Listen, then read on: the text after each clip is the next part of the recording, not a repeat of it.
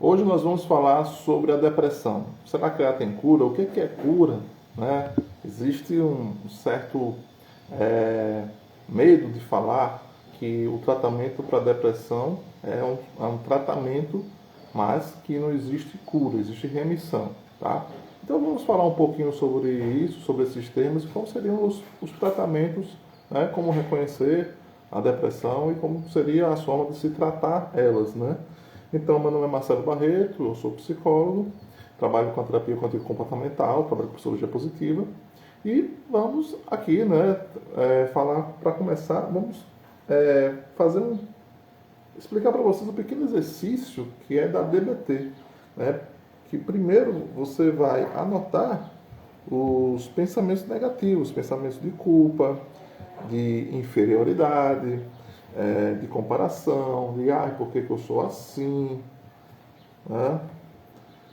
E, e aí, quando esse tipo de pensamentos sabotadores ocorrerem, você percebe que esses pensamentos são pensamentos que estão lhe colocando para baixo, né? Por mais verdadeiros que eles pareçam, você tem que parar com eles, reconhecer e parar, né? Ordene para você, para, opa, aqui estão os pensamentos, de novo voltam na minha cabeça, né? E aí você faz 2 ou 3 respirações longas e profundas, né? Algo assim. Segura, né? Assopra. Eu gosto de dizer que, ó, inspire o máximo que der, segure o máximo que der e assopre o máximo que der. De maneira geral é isso. Né? Não precisa ficar contando segundos e tal, né? Mas essa é a sua percepção. Tá? Faz isso 1, 2, 3 vezes. Por quê? Porque isso vai trazer um certo relaxamento, né? Vai fazer você centrar melhor suas emoções, vai diminuir a ansiedade. E aí você vai observar esses pensamentos, esses sentimentos, os gatilhos, as emoções no seu corpo, né? É importante que você escreva, registre isso, né? O que eu estou pensando agora? Vai lá e escreva. O que eu estou sentindo agora? Escreve o nome, nomeia a emoção, tá? O que foi que engatilhou? O que aconteceu? Onde eu estava? Com quem eu estava? Tá? Então vai colocando também o que dispara essas emoções, né? E se sente alguma sensação no corpo, um aperto no peito, um mal-estar no estômago, alguma sudorese, tremor, né? Por aí vai anotando tudo. Aí após isso, faz a visão de helicóptero, tá? Assim, você se afasta, imagina que você está se afastando da cena, se afastando de si mesmo e observa como alguém de fora viria essa cena, né? Como alguém que não está envolvido emocionalmente veria essa cena aqui, né? E pode ser também que você queira trazer esse alguém que vai ver de fora, pode ser você mesmo, seria interessante, né? Mas se for em termos de enfrentamento da situação, você pode imaginar, tá, o que fulano de tal, uma pessoa que você conhece, fulano de tal, né? Como é que essa pessoa encararia essa situação aqui? Né? Por exemplo, né? Se a pessoa tem medo de elevador, e aí a pessoa não consegue andar sozinha do elevador, só acompanhada. Consegue ir, né? Porque na cabeça da pessoa, se o elevador emperrar, pelo menos vai ter alguém ali. Né? Vai entendendo, tem muito. É claro, não existe. Alguns medos são ilógicos, por isso que a gente tenta trazer também um pouco de lógica para os medos. O que outra pessoa poderia fazer que você não é capaz de fazer? E aí a gente vai trazendo um pouco de raciocínio, tá? Então, você conhece alguém que não tem medo do elevador? Eu conheço. Como é que alguém veria isso? O que alguém diria? Como é que a pessoa encararia? Por aí vai. Né? Passou por alguma situação difícil, brigou com um colega, com um chefe, né, e está muito mal com aquilo. E aí você pode imaginar você mesmo de fora, observando a situação com maior controle emocional, ou até, né, chamar a sua imaginação como é que alguém, né, fulano, que eu sei que a pessoa é mais segura de si, encararia essa situação, o que ela falaria, pensaria, sentiria e tal. Né? É um exercício, né? Que chama de visão de helicóptero. Enfim, os nomes não importam muito, mas é uma forma de se afastar mentalmente da situação problema e olhar de forma mais analítica. E aí você clama pela sua mente sábia, né? Qual seria, se perguntar, qual seria o melhor para mim? O melhor para os outros, o melhor para a situação. Tá? Então, é pensar racionalmente qual o melhor pensamento, comportamento, sentimento diante dessa situação. Tá? E, normalmente, o que você vai colocar como resposta para essa pergunta são comportamentos que desobedecem à depressão. Tá? Ele vai na contramão. Então, a gente chama isso de intenção paradoxal.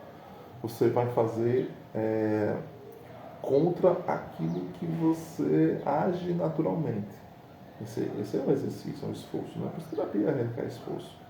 Porque você vai fazer aquilo que está contra o que você naturalmente aprendeu ao longo da vida a ser, contra o seu sentimento que brota de forma espontânea. Né? Mas você sabe que tudo isso está disfuncional, ou seja, não funciona, está prejudicando a si ou aos outros. Tá? Então, aí você vai também escrevendo, né? Qual seria a forma, né? O comportamento alternativo para isso. Bem, e aí na depressão nós temos aqui, em questões de emoções, temos a tristeza, temos pensamentos de que eu sou inútil, tudo é desesperador, né? No corpo sente-se a fadiga, cansaço, isolamento, falta de concentração, vontade de ficar sozinho, se isolar. Então, o que você tem que pensar? Né? São pensamentos que a gente tem que ir adotando como mantras, vai ficar repetindo na cabeça. A depressão é forte, mas eu sou mais forte. Eu escolhi não acreditar nas mentiras da depressão. A cada passo que eu dou, as mentiras da depressão vão ficando cada vez mais fracas. Então, parece até papinho de autoajuda, de coaching, e aí, só pensar positivo, é só falar isso, né? Porque, assim, existem pensamentos, né, que estão me depreciando, colocam o deprimido para baixo, né? E eles precisam ser desafiados. Reconhecer e dizer mesmo, olha, esse pensamento aqui é uma mentira. Por mais que ele pareça verdade, por mais que ele seja forte, eu preciso fazer com que, ao invés de pensar isso, eu penso no oposto disso. Pensamentos fortalecedores. É de uma hora para outra? Não. É mágica? Tampouco. É o quê? É escrevendo esse tipo de frases, por exemplo.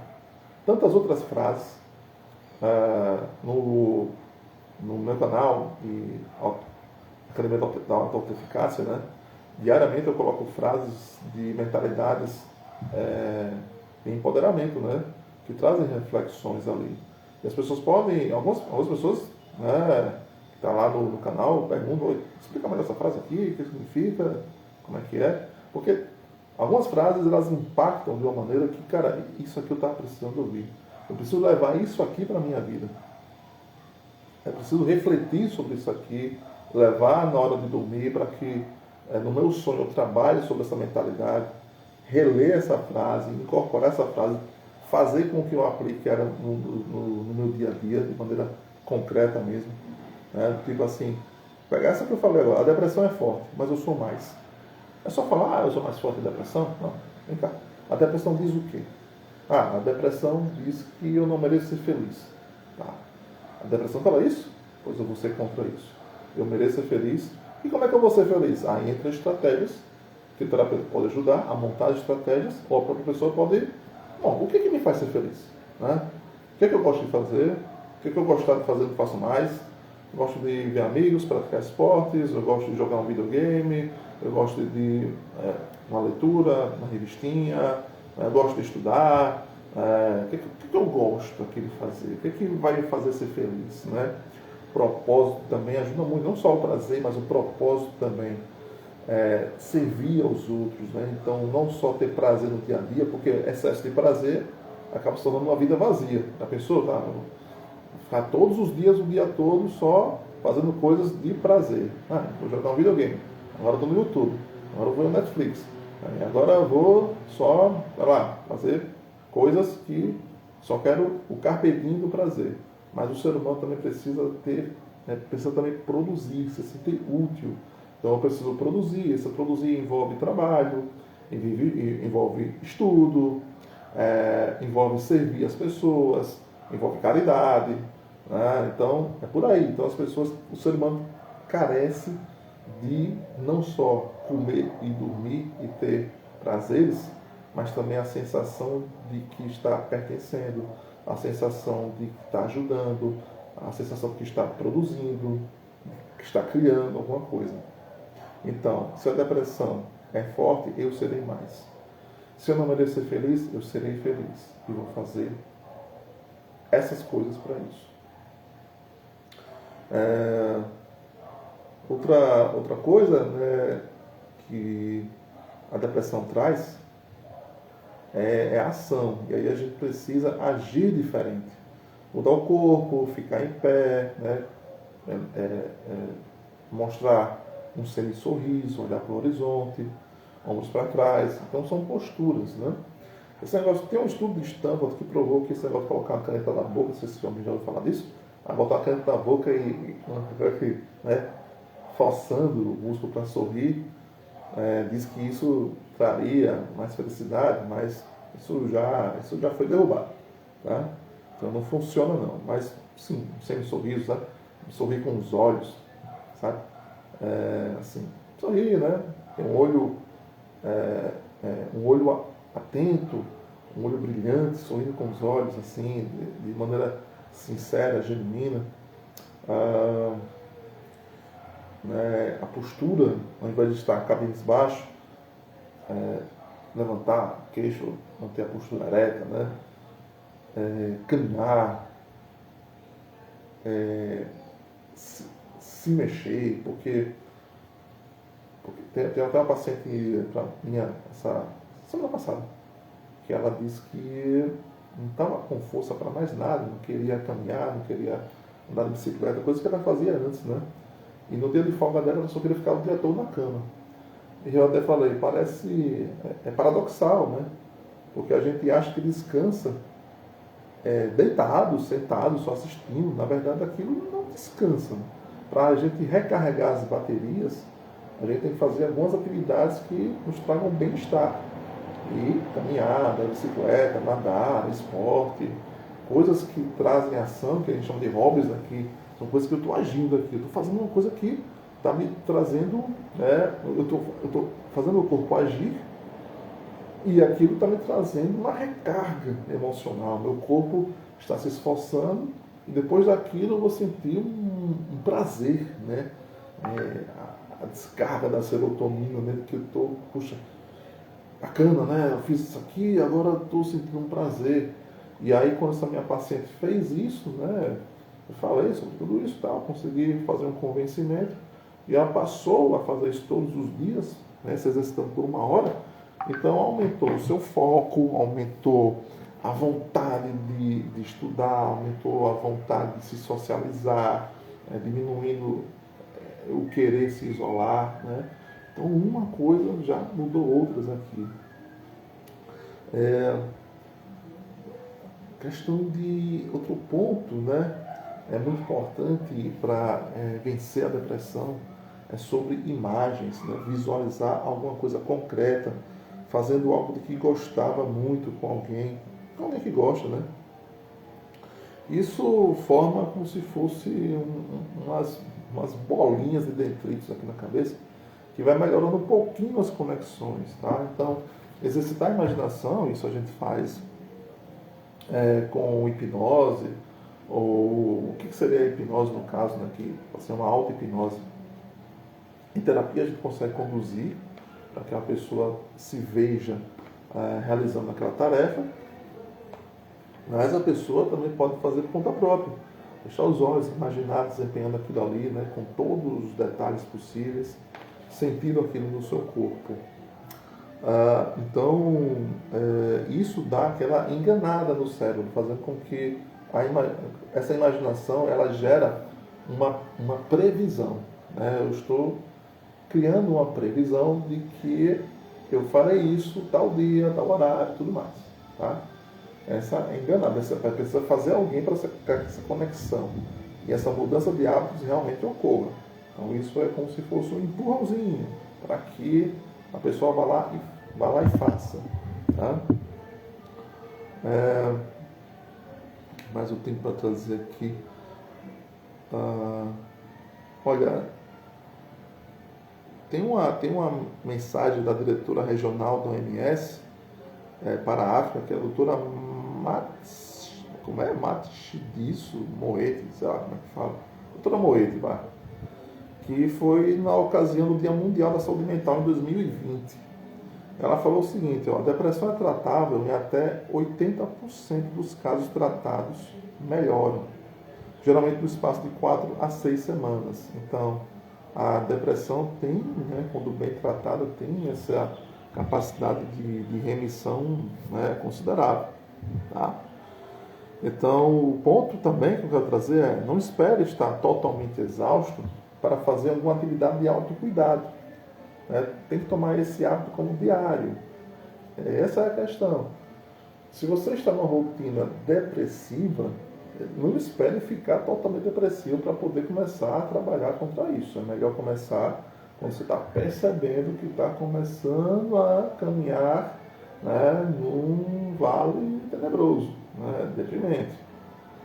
Então, é mais fácil você reconhecer e sair dele antes do que depois estar lá e aí precisa de remédio, precisa de uma terapia mais intensa. Né? Então, é sobre estar atento, né? Isso envolve estar atento ao sono, à alimentação, a estar exposto à luz solar, ingestão de água, de proteína, manter o peso. E aí, o que seria a tal cura, né, que a gente estava falando no começo do vídeo? Então, a cura tem algumas interpretações, né?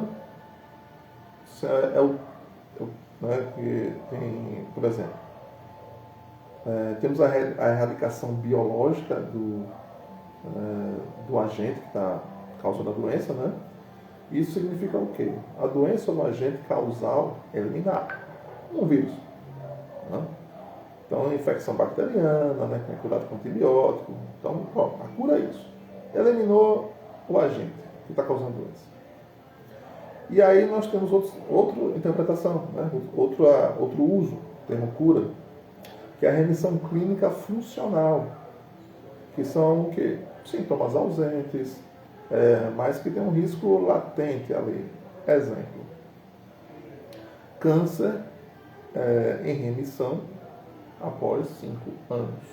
Tá? Então, após 5 anos, e o câncer não voltou, então está remitido. Tá? E a terceira interpretação ou uso do termo cura é sobre a percepção subjetiva. O paciente se sente curado. Então, por exemplo, uma condição crônica que é bem controlada, como a asma. Né? A asma é crônica, a pessoa não sente, está curada. Né? Bom, isso que é polêmico, tá? Então qualquer doença pode voltar, evidente, né? E aí, atualmente, a cura, né, a definição da cura, é uma remissão sintomática, ou seja, os sintomas foram embora, quando se trata da depressão. Né? Então, se for embora, sintomas de anedonia, humor deprimido, diminuição da capacidade de se concentrar, indecisão, culpa, sensação de inutilidade, fadiga, agitação ou retardo psicomotor, distúrbio do sono, tendência suicida, alteração do peso, alteração do apetite. Então, desapareceu tudo isso. Trazemos aqui que é uma remissão sintomática ou, por que não dizer, está curado da depressão. Isso não quer dizer que não vai voltar, não vai voltar nunca. Pode voltar, claro. Que nem um vírus, pode voltar. Se curou da gripe, mas pode voltar se não estiver atento a isso. Mas, quais são os fundamentos do tratamento, né? É a tolerabilidade, né? A adesão e a eficácia. Né? Então, para se tratar, a pessoa precisa tolerar, que assim, não só tolerar os sintomas em si, mas tolerar que é trabalhoso. Né? Então, assim, cara, a gente passa a tarefa de casa, tem que fazer. E a gente tenta facilitar, né? Porque se nós temos aqui uma ativação comportamental, tipo, ó, você precisa fazer alguma coisa, mexer no seu corpo, fazer alguma coisa que lhe traga prazer ao propósito, e vamos fazer assim, o mais fácil, no menor tempo que você puder. Mas, vamos lá, vamos tentar. Vamos fazer, vamos junto. Como é que a gente pode facilitar isso aqui? Eu já atendi paciente que eu tive que ir na casa da paciente, mas eu tive que fazer a terapia lá, mas eu tive que convocar a família para poder ajudar. Ó, ela gosta de ir na igreja? Vai com ela. Tem uma padaria ali? Vai com ela na padaria. Tem uma praia ali pertinho? Vai com a praia ali também. Então fazer isso para ir levando ela a sair, né, dessa depressão.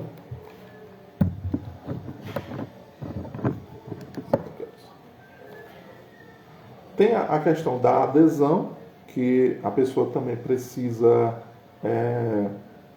entender que essa é a forma de tratamento, se compromete em fazer aquilo, né? Ela tem um papel ativo no tratamento, não adianta achar que o psicólogo vai fazer a mágica dele. Eu vou lá na sessão, ele vai fazer não sei o que, e aí, né, eu só vou falar, tudo eu vou... tudo eu vou achar ruim, tudo eu vou rebater para o psicólogo falar, não quero ser julgado, sabe? Tudo é difícil demais, né? Então precisa ter essa adesão. E a eficácia do tratamento. Então, por isso que a gente busca as melhores práticas baseadas em evidências para oferecer o que mais funciona no tratamento da depressão. Então, não pode ficar jogando qualquer coisa, né? Vou oferecer um tratamento porque eu gostei dessa intervenção. Só porque gostou? Só porque é a abordagem que tocou meu coração? Ou só porque funcionou comigo, sabe? Então, não é assim, né? Então a gente tem que trabalhar com o que traz mais eficácia. E aí, o que significa recuperação funcional? Não precisa voltar a ser o que era antes, tipo, eu queria voltar a ser o que era há 20 anos atrás. Não necessariamente, né? Mas é a capacidade de agir, de se relacionar, não precisa ser o tempo todo, podendo voltar a produzir. Tá? Então, sobre isso, funcionalidade. Precisa ser igualzinho e nem melhor do que estava antes. Mas está funcionando, tá?